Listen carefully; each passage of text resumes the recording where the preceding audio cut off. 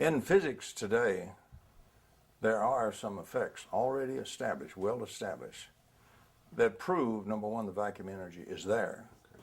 And number two, that not only does it interact, but number three, you can, in fact, get at least a little bit of it out of there. Okay. in a measured experiment. One of these, for example, is a Casimir effect. To draw what that is, suppose I have two conducting plates. These are very small, but I'm going to draw them pretty large so we can see them.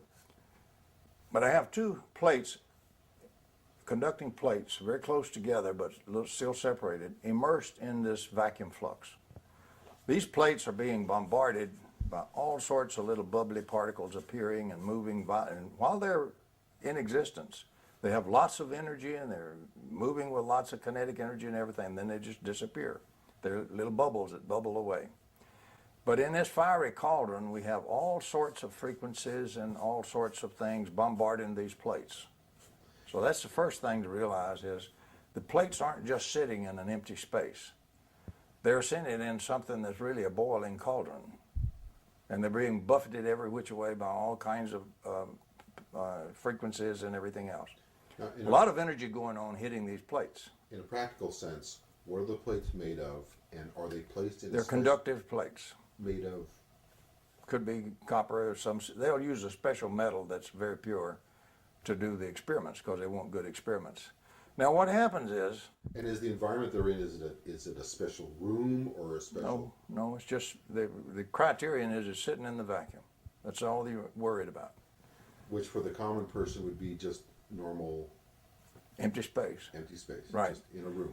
Basically, what we have is in the laboratory, we have these two plates, conducting plates, sitting in what we would think of as empty space. Nothing going on of any interest. Well, it turns out, because of the smallness, they're down to where they're directly interacting with these things, and there is a lot going on. These things act as in one sense, as tuned antennas, so to speak. From all of these many frequencies, infinite number of frequencies, the distance across here selects out a set of frequencies, including their harmonics and all, that fit between the plates. Okay? If we have an infinite number of frequencies and energy out here, we have a little bit lesser selected group inside here. We have an excess of pressure, so to speak, from the bombardment on the outside of the plates. So these plates then are attracted or forced together. There is an actual force between these plates which can be and has been measured. Casimir did the first experiments and all, but the experiments not too long back were done very beautifully by another scientist here in the United States, Lamoureux. And the work is extraordinarily precise, extraordinarily beautiful, and there's no question this effect exists. This does produce some real energy and some real effects from the vacuum, but it's very, very small. So its usefulness is, number one, it clearly experimentally proves reaction to the virtual particle flux of the vacuum to produce some real energy which is at least measurable. So it's a proof of principle experiment. It's not useful for the power industry, as far as I can see, unless somebody finds another variation of this thing that generates one heck of a lot more power. In its present form, the experiment is not usable to generate power, but it does generate real energy. It is measurable. It has been very precisely measured and very carefully measured, and it is there, and it is a reaction with the vacuum. And they don't apply any power to the plates or anything like that? They don't, no, they don't. This is just two plates sitting in the vacuum. You measure what comes into the plates from extra from the vacuum. Wow. You don't have to put any power into it or anything. It is of course, a very esoteric measurement problem.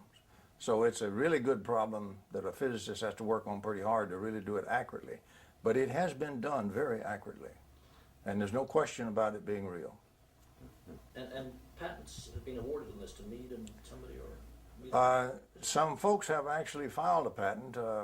Mead, for example, is one of them on the patent that pointing out that this does extract real energy from the vacuum. And they have a couple of other variations they're looking at with different antenna type arrangements. So they can probably get a little bit more energy out, but it's still, the problem with is it the amount of energy. The amount being taken from the vacuum, so far at least, is very small. But it's real. The point is, it's like a small white crow. It's still sufficient to prove that not all crows are black, even though it's a itty bitty crow. Hasn't grown up yet. Now the question is, how do we get him grown? Right. So, but this is a Casimir effect. It's a standard effect. It's in, it's good physics. It's been good physics now for quite some time. And the precise experiments to fully support this have been done and are in the literature. So any really knowledgeable physicist will almost certainly agree with the fact that the Casimir effect is a demonstrated effect of energetic effects from the active vacuum. Cool. Very good. Thank you. It's interesting. It's the standing wave that's created, or basically a standing wave. So you're kind of creating a differential. Is it kind of? Well, what you're doing is you're sorting out frequencies from a whole batch of frequencies. So there's less frequencies. Frequencies got energy in them. See, right. There's less energy in frequencies in between your plates than the energy outside is bombarding them. So you're not balanced in forces. Right. You have the forces outside now being a little bit greater than the forces pushing back from the bombardment inside, and therefore the plates appear to attract. They in fact are pushed together. Interesting. Wow. Would you mind defining the dipole and then continuing on with the current standard of killing the dipole? Okay. Oh, thank you.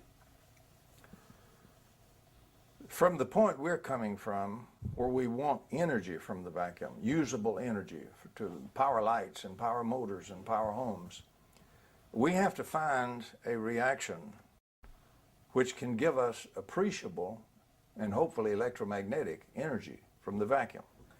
Now, before 1957, we really didn't know precisely that there was such a reaction widely available. But since 1957, we now know that. It was the discovery of what's called broken symmetry. Li and Yang predicted it theoretically, particularly in 1956 and early 57, just the first part of 57. A very short time frame there is when their work, reached a pinnacle. And the publications occurred predicting, real solid broken symmetry. What we're talking about is a broken symmetry in the virtual particle flux of the vacuum. What that means is, this part is not just like this part, we've had a change in the vacuum. That's what broken symmetry means. And we've had a change big enough to be observable. As Lee said, anytime you have a broken symmetry, something virtual has become observable. So it means we have something now that is, at least in theory, is measurable. It's big enough to be observed and measured. And broken symmetry was that magic tool that was predicted in 56 and 57. But this was such an important prediction. It would be such a revolution, were it true, that strong experimental physicists jumped on it immediately to prove it's either true or it's false. It was that important. It needed to be done very quickly, and they did. And as a matter of fact, in February 1957, Wu and her colleagues, Wu has died recently, Wu and her colleagues proved it experimentally, a very short period of time after the prediction.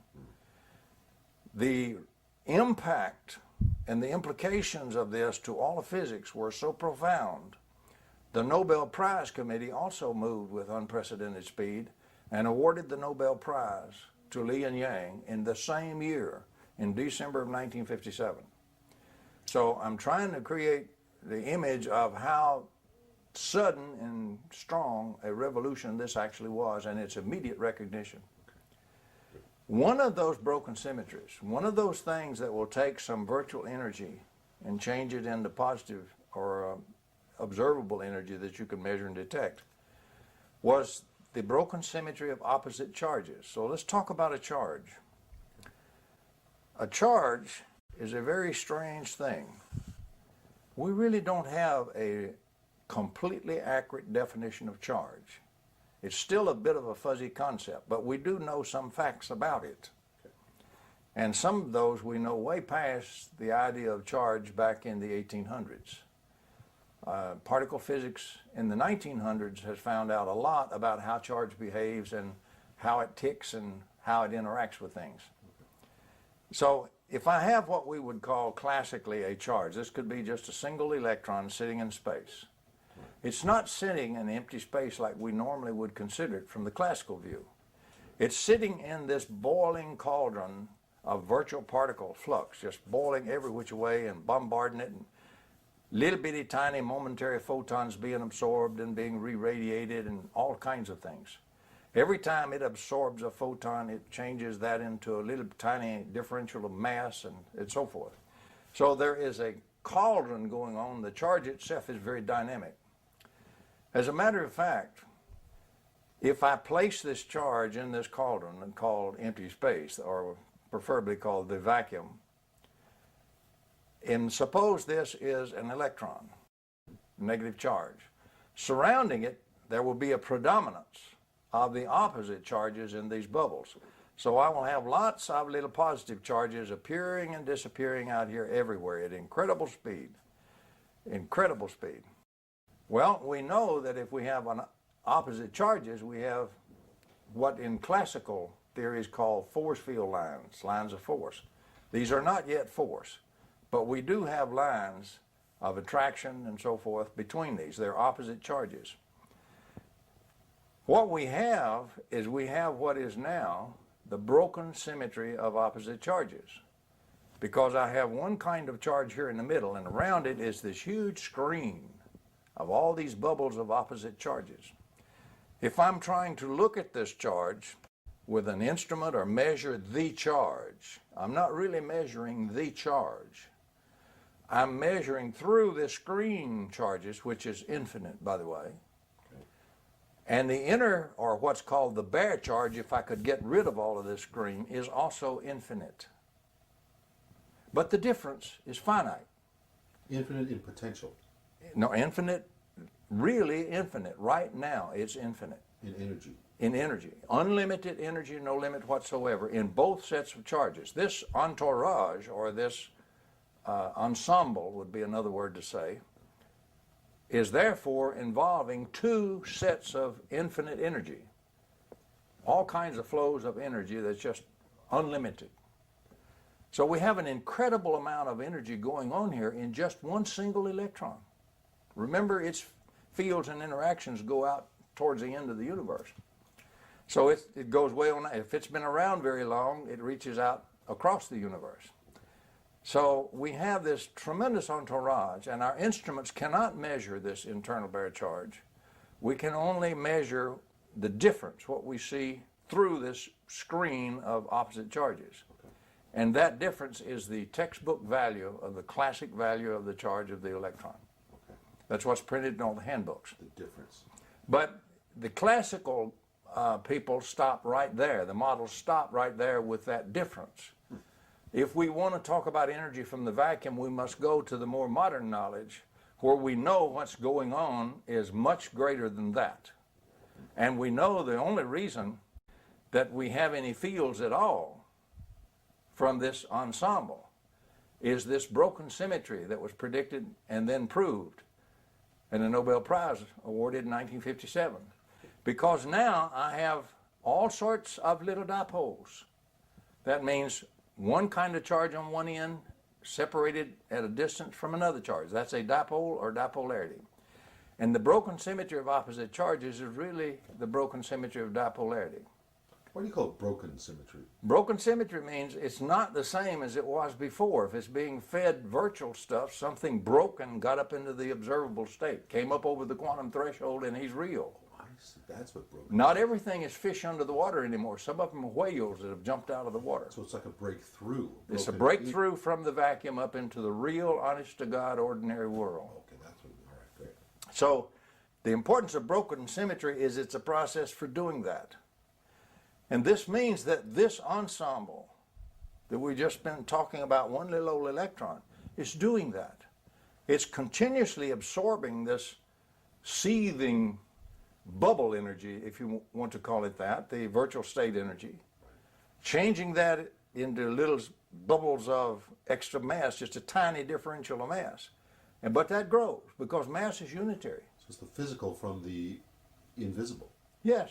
And what it does is it keeps growing the differentials. You get one differential would be dm. The first one that it absorbed would be dm for the total energy being absorbed. dm1, well then another one is absorbed, so that's plus dm2. M is the mass of this electron. Then the third one is absorbed, and that's dm3. And this stuff is just integrating because mass is just unitary. You add some more, it adds, just like throwing quarters on a scale. What's the D again? The D is differential. Differential. So as this process continues to add, the addition of differentials, by the way, is what integration is mathematically. This thing is integrating what would otherwise be disordered energy, because there's no rhyme or reason to how these particles are absorbed. But now they are. They're ordered in the time in which they are absorbed by the mass and increase the mass. When enough increase in mass occurs, that mass, as you know, is energy. The amount of energy in that mass is enough to make an observable photon. This thing has just broke the surface and has become a whale which gets kicked out. And this ensemble then emits a photon, a real ordinary photon that will hit your film and record on your film and record on your instruments. And right behind it is another and another, because the process just keeps going, and another and another. And these are photons. Well, what do photons do when they continuously radiate out in a steady stream, always replenished? That's what we call a static field. Or if we're looking at the potentials, it'll have a static potential. It's not static at all.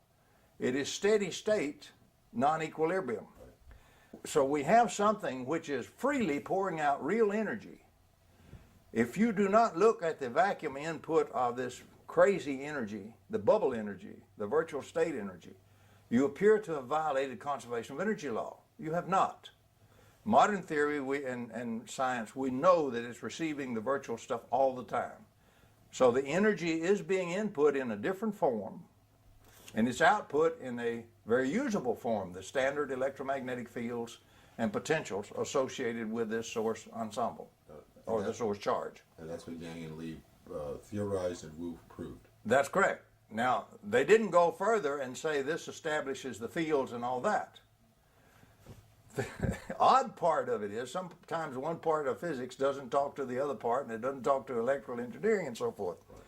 The odd part is, for over 100 years, the problem of the source charge and how does it produce its fields and all their energy associated with it has been unsolved. It was called by Sen the most difficult problem in all of electrodynamics. And if you take the classical view, it is difficult because you don't have any energy input.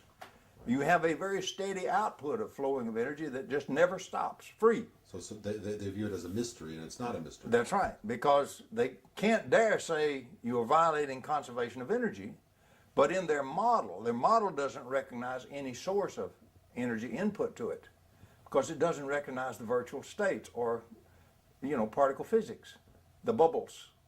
It doesn't include them. If the bubbles were not there, this thing would be creating energy, and we would just have violated the conservation of energy law of the whole universe. But that's not true. It is continuously receiving energy. Conservation of energy is very happy to remain intact. The only problem is we have to understand the energy is now from an unusual source. But that's the source we're looking for, And thus the active vacuum. And that's the definition of broken symmetry. Yes. Does an electron have mass? Electron has mass, yes. But a photon has more? No, a photon has no mass in the standard treatment. In a curved space-time, if you want to get really technical, a photon can develop what we would call mass. But in the standard treatment, the photon is massless for a very simple reason. If I visualize space-time as flat and don't let it get curved, Right. and I have a photon, suppose I started out with a three-dimensional object, length, width, and height, and I start to moving it. The faster I move it, the more energy, kinetic energy it has, but it also undergoes a contraction of the length along the line of motion. And at the speed of light, that contraction reaches a length of 0, and so now I have no mass. I have something that we would think looks like a flat plane moving at the speed of light. That's usually the way they represent an electromagnetic wave, a plane wave. Oscillations occurring in that plane. But for our purposes, since we wish to power things, we now have something which pours out gobs of energy, lots of energy from the vacuum. We have taken a tremendous jump from the Casimir effect. However, nobody pointed this out of how these fields are established and tied it back to the broken symmetry that got the Nobel Prize for Li and Yang until actually the year 2000, when I finally put it all together. I just took the bits and pieces like I do. I went to particle physics and I found the pieces that already fit. I didn't create all of this at all. I just found it and put it together, like putting pieces of a puzzle together, and published it in the year 2000. But this is the way the fields are made and established. So it's nature's benevolent gift to us. Nature has given us incredible numbers of absolute free energy generators that legitimately are taking the energy from the vacuum all the time and pouring it out as real, honest-to-God, usable electromagnetic energy. It's already there. It's called a source charge, and it's this ensemble. And how much energy can it pour out? It's unlimited. It's got two sets of infinite energy it's working with. So it can run forever. The charges in the original mass in the universe been around for something like 13.7 billion years or so. They have been doing this steadily for 13.7 billion years. And they haven't run out yet. They're still going at the same rate. All around us. All around us. So our problem now is we do not, contrary to the conventional wisdom, we do not have to find the mechanism by which we can take energy from the vacuum. Nature has given us that on a silver platter. She has given us the things already doing it for us. We now have to learn how to use it. We want to collect this energy flow that's going out.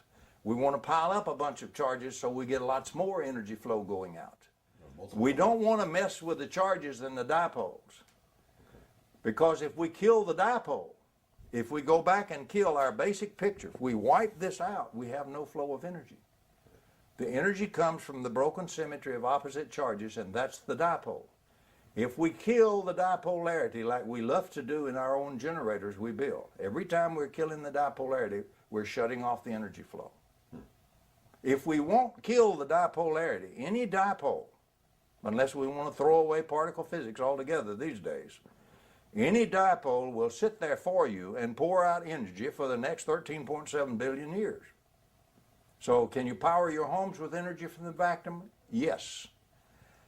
But nature's not going to give it to you for free. Once you understand the basic generator that nature has provided for you to use, it's up to you to learn how to use the generators. We're very crude there. So the concept is to take this model and multiply it or compress it into a larger volume. That's right.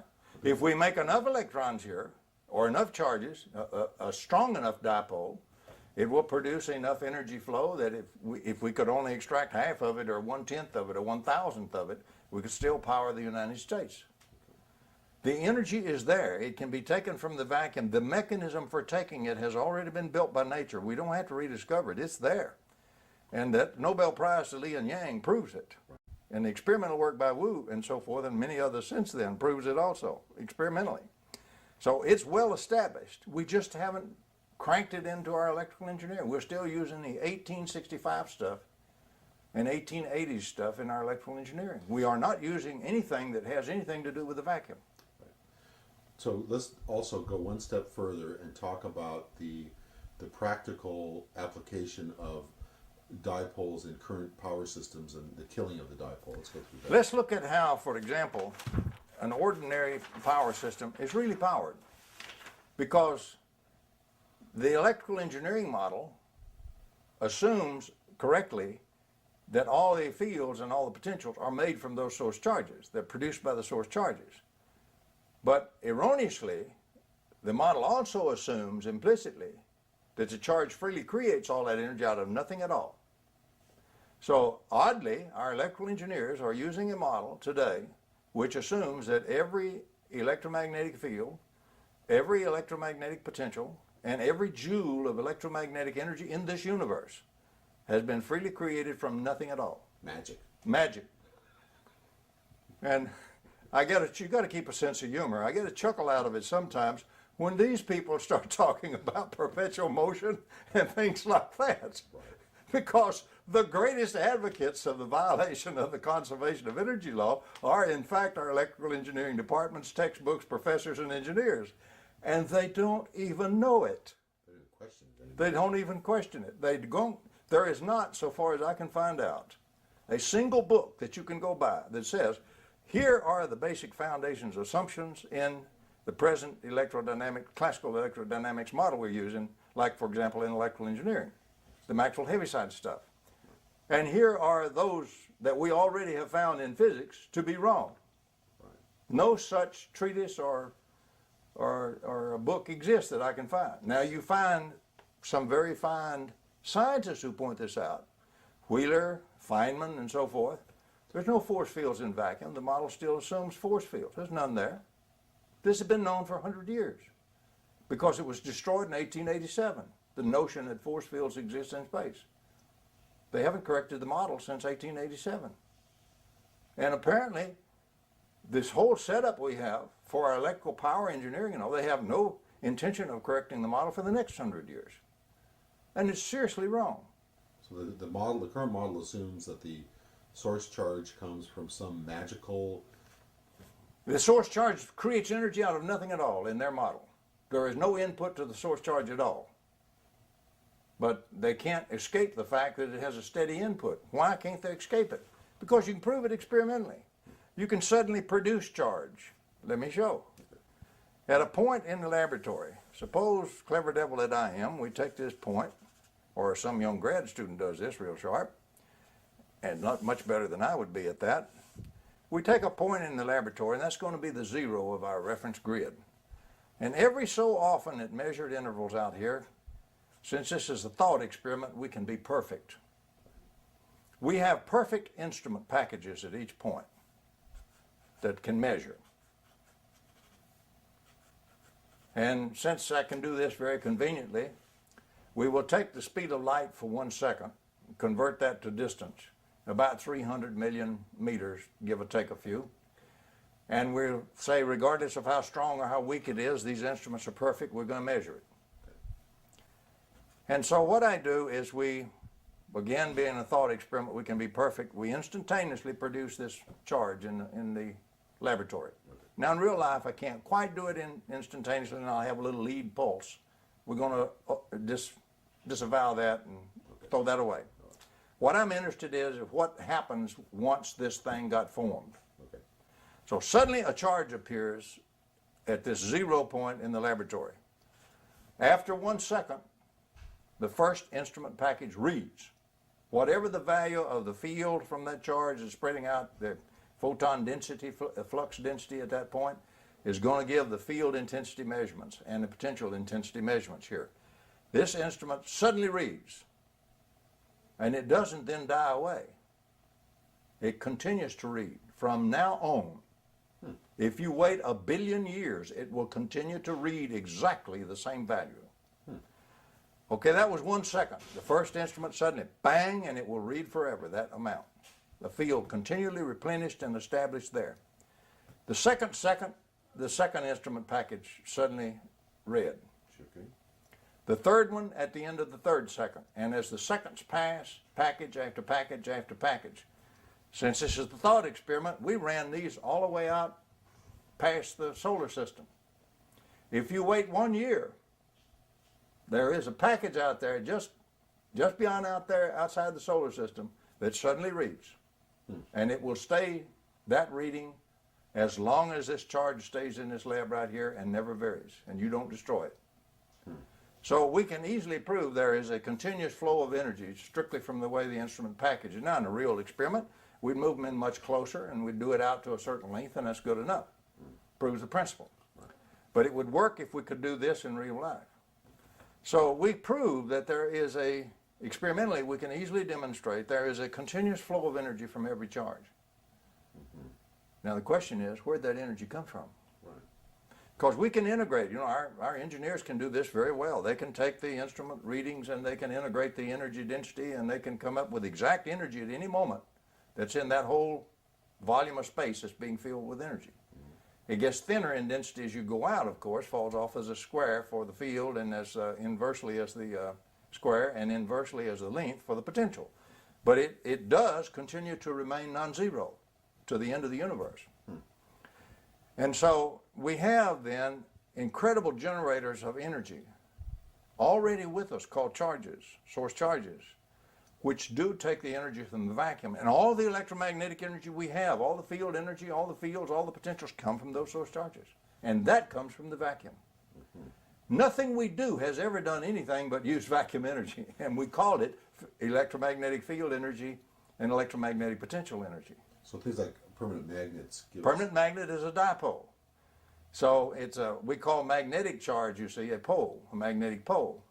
So what we have in a permanent magnet, we have a dipole. Broken symmetry of dipole, of any dipole applies. That permanent magnet is doing this process all the time. But if the field is absolutely steady, and you come and measure it, and you come and measure it again, and you come and measure it again, it'll always be the same value at that same point. You tend to think it's static. Okay, let's reason about static. Since this thing is flowing, you can't have a photon in space sitting still. If in free space, if there's a photon there, it's moving at the speed of light, or else we've got to throw away relativity, including special relativity. We've got to get rid of it altogether. That's not true. It is moving. But the thing is, as Tom Flandern pointed out, you have two ways of looking at something static, and he used a beautiful representation of a waterfall. If the waterfall were truly static, it looks fixed if it's perfect, you know, assume a perfect one, it looks beautiful and it's just always the same. Every time you look at it, there it is. Doesn't seem to have changed at all. But every part inside, internal part, is in violent motion, moving on through and another part right behind it and being replaced all the time. Right. So it is not a truly static waterfall. That would be a frozen waterfall. Instead, it's an unfrozen waterfall, and in thermodynamics, what it is a steady state flow. Right. It's a system in non-equilibrium. That is, energy is steadily entering and steadily leaving, but it's doing so at a steady rate. And the pure system definition of that is a non-equilibrium steady state condition. And so in von Flandren's unfrozen waterfall, which is what a static field really is analogous to, we are looking at a non-equilibrium, steady-state condition. Can we prove it? Of course, from our model we just went through where the energy comes from out of the vacuum. We have a steady flow of energy in this peculiar virtual state into the charge, being absorbed by it, being transformed by the charge into this now observable photon energy that keeps flowing out of it at a steady rate.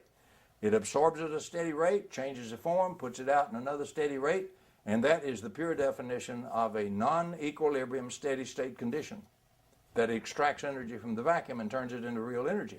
So we don't have to do the conversion. Right. I don't have to convert vacuum energy into real, usable, observable energy. Nature already does. Every charge in the universe already does it. Every dipole does it. So something like the MEG is just capitalizing on that. That's right. Anything we do with electrical energy, we're capitalizing on what these charges are doing, taking the energy from the vacuum. All the energy in any electromagnetic circuit comes from the dipolarities in the circuit. The charges, you understand, in space establish their own dipolarities, as we went through with the model of the charge in modern physics. So everything is due to the dipolarities and is taking the energy right out of the vacuum. It has nothing to do with cranking the shaft of the generator. So what do we crank the shaft of a generator for in the first place? Well, let's see why we crank the shaft of a generator. We have a nice generator here, and if we're smart, we'll have a hydroelectric river and turbine or something to turn the shaft, so we don't have to pay for that because that gets monotonous paying for all that. But otherwise, we'll have to burn coal or something, heat boilers and make steam and run a steam turbine to crank the shaft. And we've got to pay for a lot for all that. But anyway, we have a shaft of the generator, and we must continually crank the shaft of the generator. And through electrical engineering and everything, we have all absorbed with our mother's milk, you might say, as Einstein used the phrase, the notion that it is this mechanical energy we crank into the shaft that gets translated from the terminals to go out into the external circuit, out to all the loads and power everything. That's not true. That's not true at all. First place, I can't do anything inside the generator with mechanical energy. That won't get me a watt on the power line. The power line doesn't transmit mechanical energy. So I've got to change it to some kind of form other than that in the generator, because I want to work on charges. Remember, all the energy comes from charges. If I want a flow of energy, I got to separate charges and get a dipole. Well, if I turn this with the rotating field concept that Tesla gave us, if I turn this rotor inside this generator, I establish a rotating field, magnetic field. Okay, now I've transformed all the energy that I put in as mechanical energy into rotating magnetic field energy in this generator. What does that do? It doesn't go out on the power line. It works on the charges inside the generator. It forces the positive charges in one direction and the negative charges in the other direction, so it gives us the dipolarity across the potentials of the generator. So we very crudely amplified the broken symmetry. That's right. It gives us the broken symmetry of the dipole by establishing the dipole.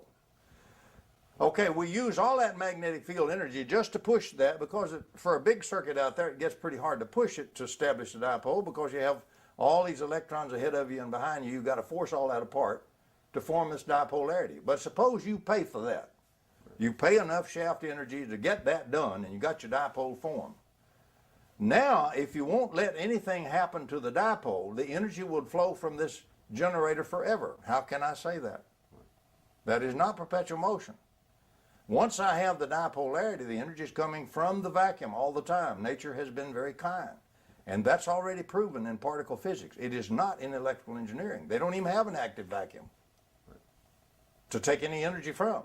They just wipe it out. Don't even talk about it. So they think it came from the shaft energy. It didn't. Anyway, what happens is, once I have the dipolarity established, the dipolarity now interacting with a fierce vacuum, and I did a good bit of charge. This is a big generator, so I got a lot of flow. Got a lot of energy coming out of here. So now there's a flow of energy going down this, Could be thousands of volts. thousands of volts, for example, going down this line, transmission line, to go out there in power systems way down all over. And so, strange thing happens. The two people who discovered energy flow, which didn't exist, that concept did not exist, energy flow through space, during Maxwell's time. Maxwell died in 1879. It wasn't born until the 1880s, when it was created by Poynting and by Heaviside independently at the same time. Interesting thing happens. A little part of this flow of energy, which is around the conductors act sort of like a waveguide, inverse, to keep the flow of energy going along the path you want it to go. So that's their function. So the energy flows around here, and the various charges and their fields inside the wire interact with it and divert a little bit of energy into the wires. A little bit of that gets diverted in there. A tiny bit. A real tiny bit. Maybe 1/10 trillionth of it. That part that will diverge into the wire is the part that Poynting considered. He never considered anything but the energy that enters the wire. He did not consider any of this other process of the energy coming out. Well, a very strange thing happens. Heaviside discovered that there's a big old energy component left after you diverge all the energy you're going to diverge into the wires in that whole system. There is far more energy than what you've diverged that's still available flowing outside the wire. It doesn't react with anything because it's in a curl form. Okay. Divergence of the curl in flat space-time is zero. Okay. So it doesn't interact with anything. Normally, most space-time is relatively flat that we function in. Right. So what we have is we have a very embarrassing thing.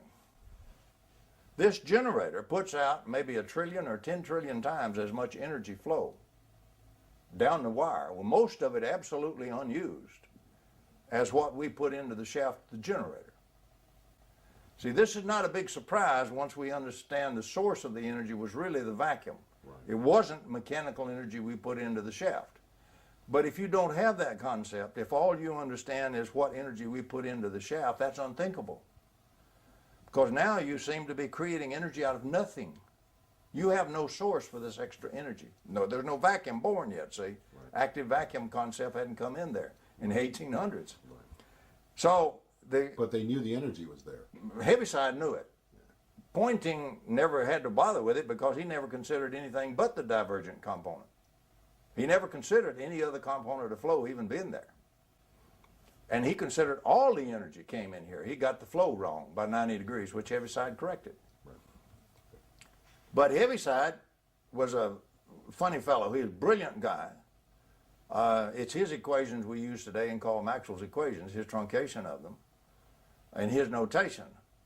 But he also never attended university. And a lot of mathematicians and folks like that were always all over his case. He created Heaviside functions and all kinds of brilliant things that they hated at first and later got established and used. So Heaviside was a loner. He was a hermit almost. And he died as a poor, starving hermit, just in a little garret apartment, literally starved to death. Really? But anyway, he was honored eventually by the Royal Academy and everything else because of his great contributions. But Heaviside discovered this extra component, but he didn't dare, just blatantly talk about it. This moves us up to Lorentz. When we get up into the 1890s, the leading electrical scientist in the world was, in fact, Lorentz. Lorentz understood the work of both men. But even the great Lorentz had some limitations. If he tried to openly say that, yes, every generator we have is putting out enormously more energy than what we're putting in ourselves, he'd have been tarred and feathered and put on a rail and ridden out of town. And so he couldn't do that if he wanted to maintain his reputation and position and not be destroyed. Nobody could. So if you have a problem that you can't solve, you don't even have the science born yet that will allow it to be solved, but you're going to get crucified if you admit the problem, then the best thing you can do is eliminate the problem, which is what Lorentz did. So Lorentz taught everybody to take the energy flow vector for the whole thing, integrate it around a closed surface surrounding any point you want to choose anywhere. And that does a neat thing. Let's draw this closed surface all the way around this ball. And I got some energy coming in here. A little tiny bit of it gets diverged from that path. The other large part goes right straight on through. That integral will subtract the part that went through from the part that entered, and it'll only leave just the part that got diverged, the pointing component. And every electrical engineer today is taught this little trick. And the real purpose of this trick is not because it's the thing to do. What it is gets rid of an impossible problem they have refused to consider for over 100 years, how to get a lot of free energy out of the vacuum. The question then is, can we really use this other, by the way, the pointing diversion flow will in fact now match all the standard things. We go down and we power the load. We collect a lot of energy from the divergent flow of energy in here onto these electrons, flowing as current now. But all the current that goes down the wire this way comes back up through this way. And so the voltage around the entire loop from the positive terminal to the negative terminal of the generator is exactly the same but opposite to the voltage the other way. In one is the forward EMF pushing the current. The other is the current pushing back against the voltage, which is the back EMF. Right. You got to do work on it to make it go back up against the voltage. And when you do, the charges doing work on it destroys the dipole. The current return. The current return, the equal current return, and for the equal voltage. Right. You have upheld Lorentz's symmetrical regauging, which says that your forward EMF has been made equal to your back EMF, and half of all the energy you collect in the external circuit shall be used to do nothing but destroy the external source and its ability to take energy from the vacuum and give it to you. So we kill the dipole, we get some energy in the load, we kill the dipole. Half the energy killed the dipole, the other half, some of it got lost along the way in leakages and losses. Less than half got in the load. So we used more to kill the dipole than we got in the load. Well, to restore the dipole, you've got to use at least equal amount of work on them to force them back apart. Brute force. Brute force. So you've got to put at least that amount of energy back in there. If you had a 100% efficient generator to force the charges back apart, restore the dipole, and restore the flow of energy from the vacuum. And that's more than what you got in the load.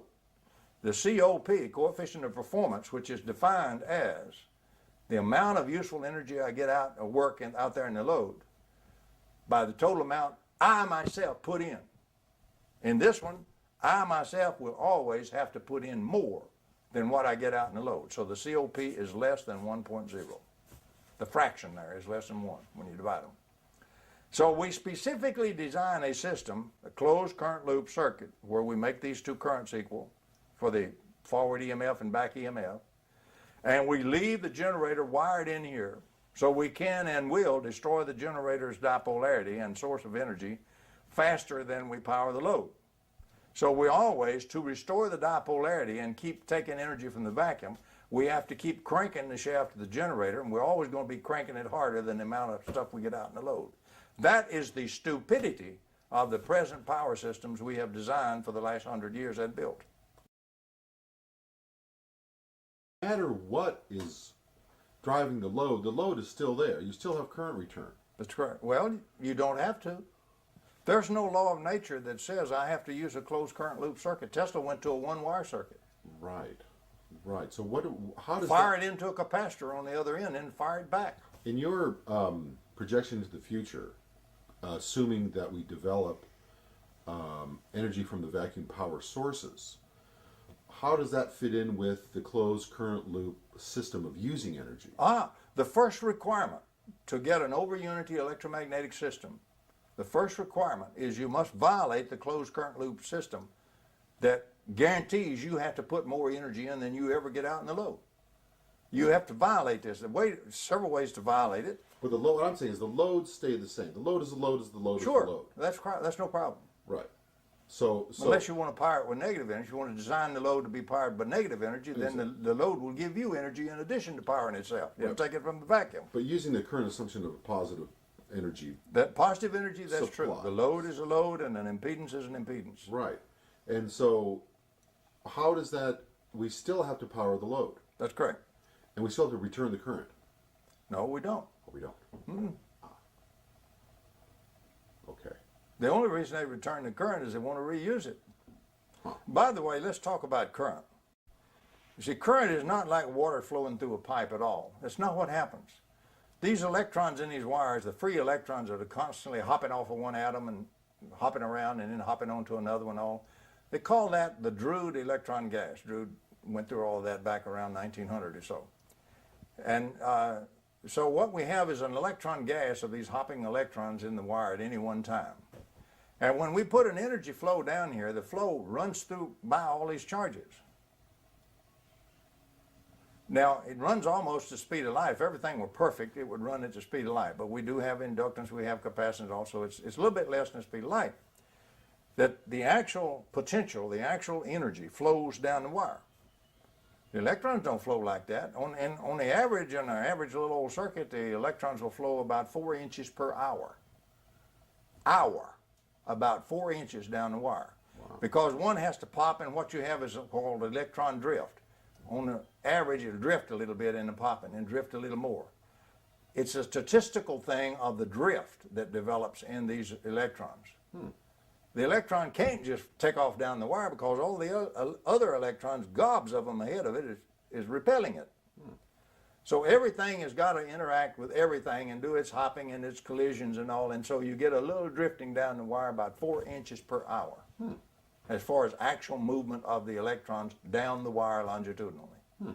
And yet the energy goes almost the speed of light. Now, one way to violate all this stuff, suppose if you have a good conductor made of copper, the response of the electrons to move into current from the application of the voltage is so fast that you just have to consider it instantaneously.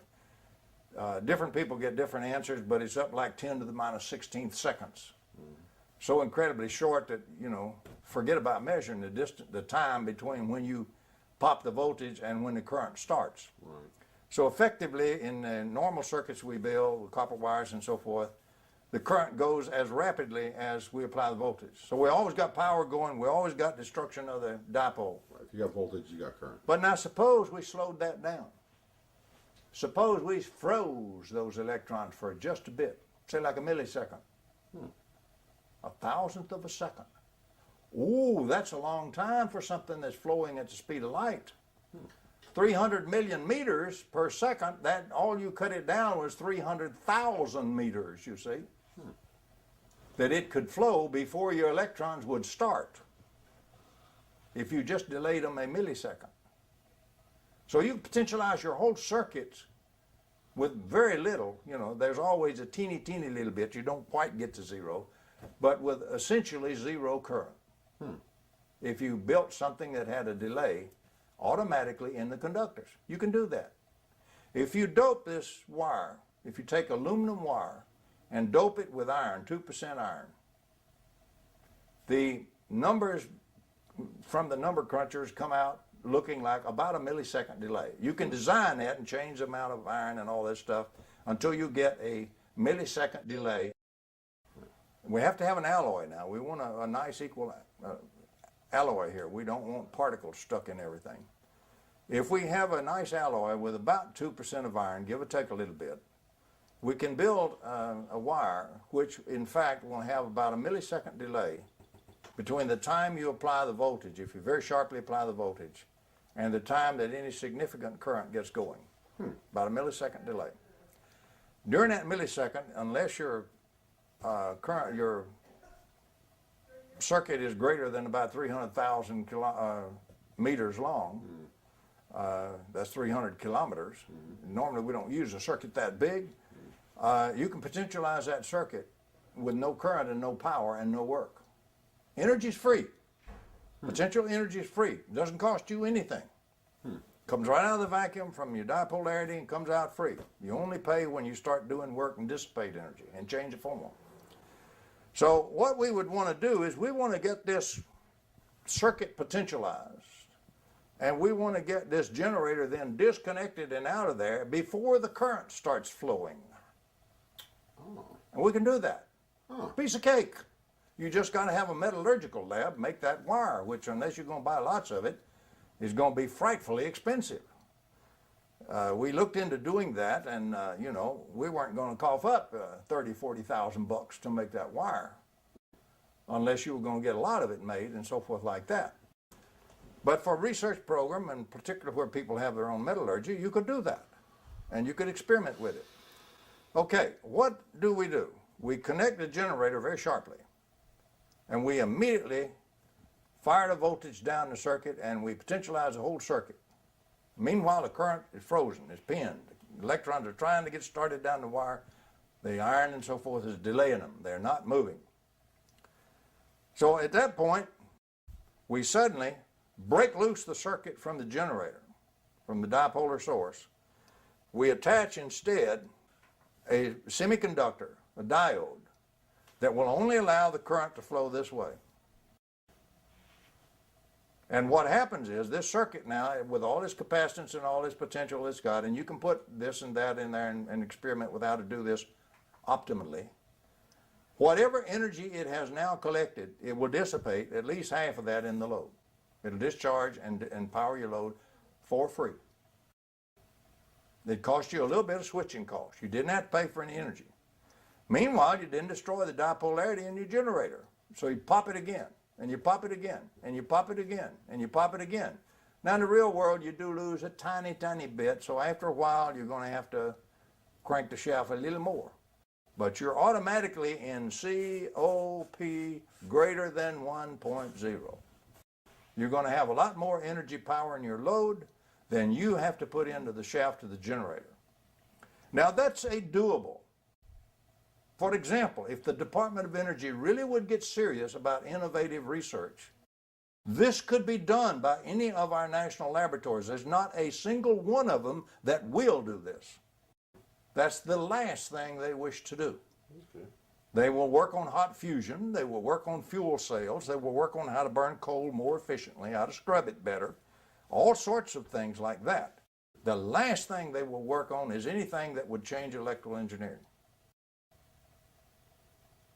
We're still stuck with a 100-and-something-year-old model that's seriously flawed, and everybody in the world is defending with his dying breath, instead of changing it like a scientist should do. When the experiments refute the model, the scientific procedure is to change the model, not assail the experiments as they did in cold fusion, and not deny it and continue to do business the old way so that we can maybe bankrupt the nation one of these days because of the need for oil and the cost of energy. But all of this is doable. That's just one way that you could potentialize in static mode, disconnect your generator, let the circuit now come alive and become a dynamic circuit and discharge the energy that it got for free. But our engineers are taught that a static field is useless when it's the most precious thing we have. It's pure flow of energy. It's a steady state flow. That's right, it's a steady state flow. Use that flow for free from your dipolar source and don't kill the source. That's the 10 Commandments put into one for free energy. Don't destroy the source dipolarity because you're killing the extraction of energy from the vacuum. You just never knew that. Relaxation time of that storage element, which we were discussing the other day, in fact. And there may be many other different devices or elements that can be designed that will do the same thing. I'm not trying to say that this is the only way. But it is a way that. Right, this is the basic approach that you have to think about, which is entirely different and foreign to the conventional engineer, electrical engineer. But you've got a positive and negative source of energy. Okay, so what your controller does then is it provides the oscillator and the timer. Put OSC and timing in here too. So what it's going to do is it's close this switch and energize this circuit. Mm-hmm. And while that's closed, this will charge up from the energy here, but it's done quickly enough that no current. If we put an ammeter in here, we should get virtually zero current. Yeah. So before current flows, this switch is opened and the controller closes this switch. Mm-hmm, mm-hmm. And now you power the load with that much energy. Yeah, yeah. And then it just repeats and repeats. Okay. That's all there is to it. It's really a form of DC to DC converter. Yeah, yeah. But the difference is, the conventional circuit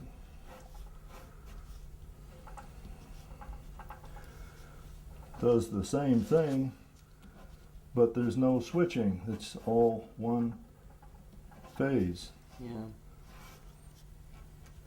Okay, you may have an on-off switch or something somewhere here, but you can see now what you've got, and you've got losses that when you power the load, the back EMF will equal that, and you'll never get more than unity here through that load.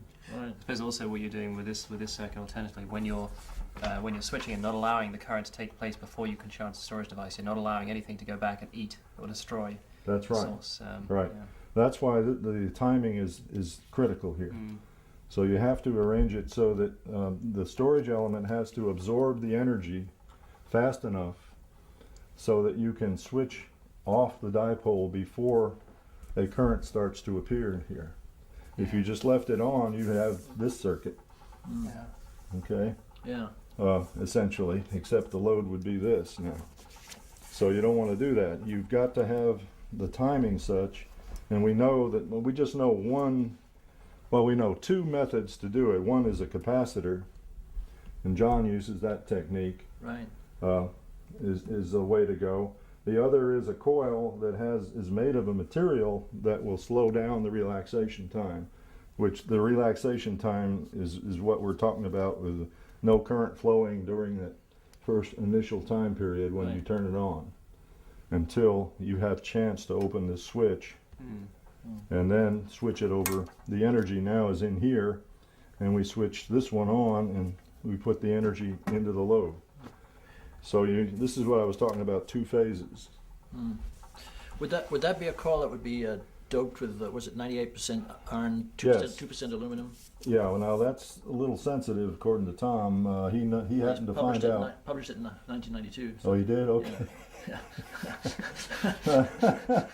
I mean, that's how I knew it. We know that if you can get a piece of wire that's made of 2% iron doped aluminum, Right. that it will give you something around a millisecond of relaxation, time. which is So that's really the too wire, the long. circuit. It's not to do the storage device. That's the circuit, the wires you're talking about, which you have. The wires could be copper, Oh, Yeah, okay. but that would be in Okay. the storage. but just Oh, sure. inside here you Just would a have a PCB coil listed, yeah. Yeah. made of aluminum Okay. Yeah. with this aluminum doped iron. That's all you need. But Okay. the problem is to manufacture that you have to make it in inert gas, and it's a really Yeah, complicated it's not a manufacture. simple thing. You Yeah. can't just run into the lab and whip up a Yeah, piece sure, of wire with that on it. Yeah. So, but that's all there is to it, and it's Yeah. extremely simple once you understand the concept, and that's what Tom's trying to get across, that you have to change your thinking from this type of circuit to this type of circuit Yeah. with the two phases. Yeah. I was just What thinking. we're taught to do this. Yeah. Yeah. It's over 100 years old.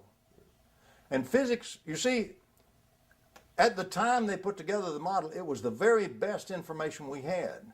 Special relativity hadn't been born. Drude electron gas wasn't known. In fact, the electron hadn't even been discovered.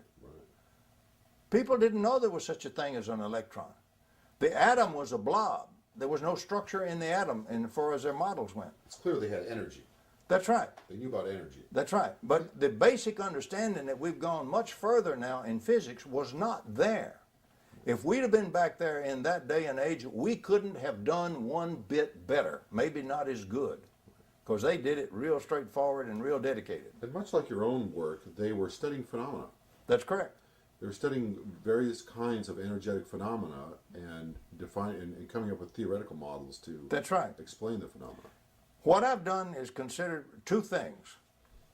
I come along at this late period when a lot of physics has been done. It just hadn't ever been incorporated. It has never made it out of the batch of physics where it was done. It never did get really communicated. People may say, oh yeah, I've read about that, but that's it. They never took it to mind and never changed their model.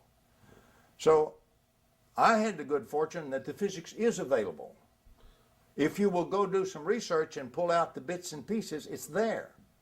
But it had never been put together and taken back over into electrical power engineering and start doing it in power. The other advantage I had, I was very fortunate to be able to work with independent inventors who did have things working. Floyd Sweet, Howard Johnson, Frank Golden, and people of that caliber. I was able to work with inventors who actually had working prototypes or working experiments on the bench that did work. Now, sometimes they were the devil and all to figure out what was going on, and took years to do that, but the experiments were there. I was able to look at the phenomenology. So if you have the phenomenology, and if you have the basic modeling pieces needed, it's not that difficult to find those pieces and deliberately keep fitting it to this phenomenology, and let the phenomenology, the experiments, be your filter. That's called scientific method. It used to be anyway.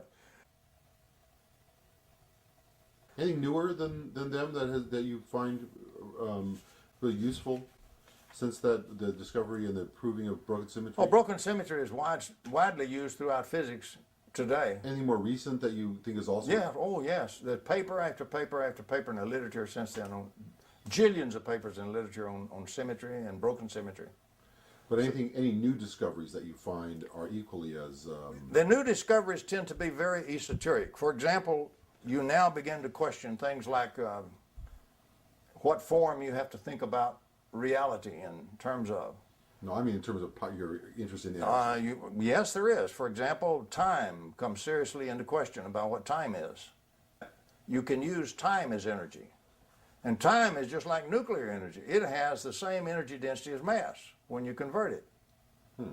And so if you were to develop that aspect of it, to use a little bit of time and convert it to energy, give up a little piece of time, dilate the time just a little bit, give you a lot of energy. and it can be electromagnetic energy. Interesting. So that's another way we will eventually go. Another thing it drives you to is you have to start considering negative energy as well as positive energy. So it drives you directly in the Dirac holes before they become positrons. So it drives you to the basic questions, because every conservation law is a symmetry. You see? Okay. And every time you have a broken symmetry, you have violated that conservation law, which means, looking at Michael Layton's work, because we don't have the geometry right now to go that level, but Layton has given it to us in the late 90s. If we use his object-oriented geometry and better group theoretic methods, we find that when we break symmetry at one level, we don't lose all that knowledge like we have always assumed. What happens in nature is that knowledge is retained on a level, but you create a new symmetry at the next higher level, and the source charge fits that exactly. You break symmetry at the lower level, that is the virtual state, you automatically generate a new symmetry, new conservation up in the observable state called electromagnetic field energy, electromagnetic potential energy, and so forth. And it works.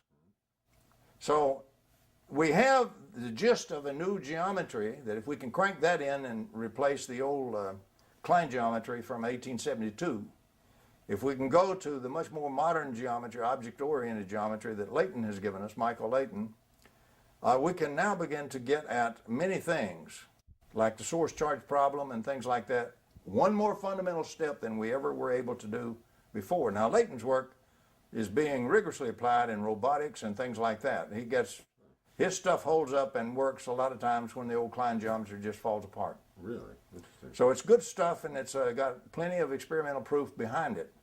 But nobody has applied it yet to source charges and electrodynamics yet. But it has a great field of application. All I've done is point it out. And the young fellows working on their doctorate thesis and the young postdocs will have to do it. But there's a whole field that hasn't been touched. Department of Energy should be up to it in their eyeballs, to their eyeballs. They aren't. They don't even recognize the term.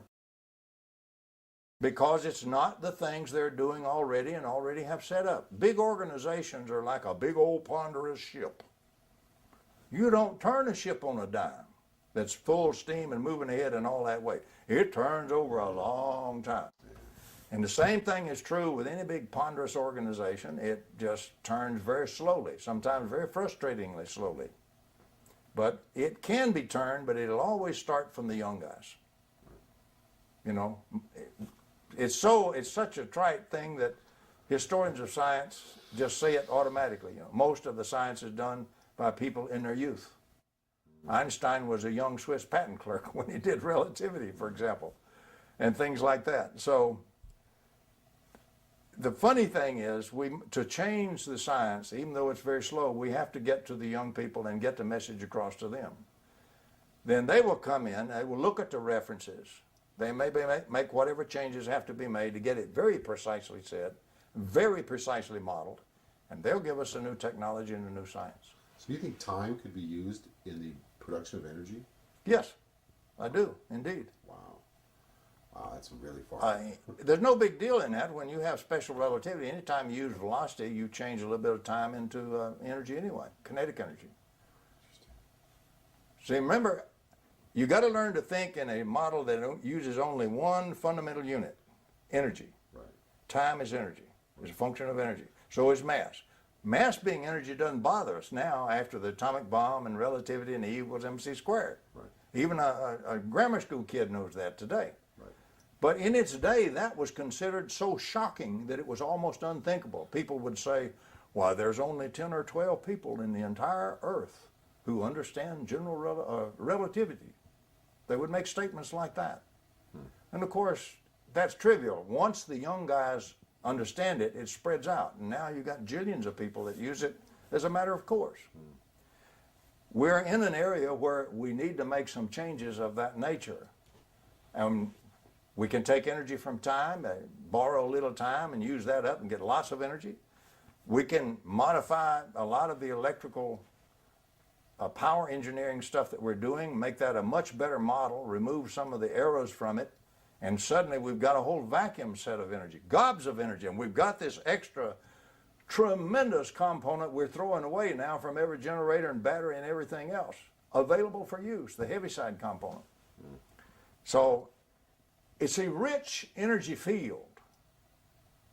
If we can ever get them to quit using the term innovative research, innovative science as a buzzword and actually use it as a scientific funded program and turn the young cats loose on it.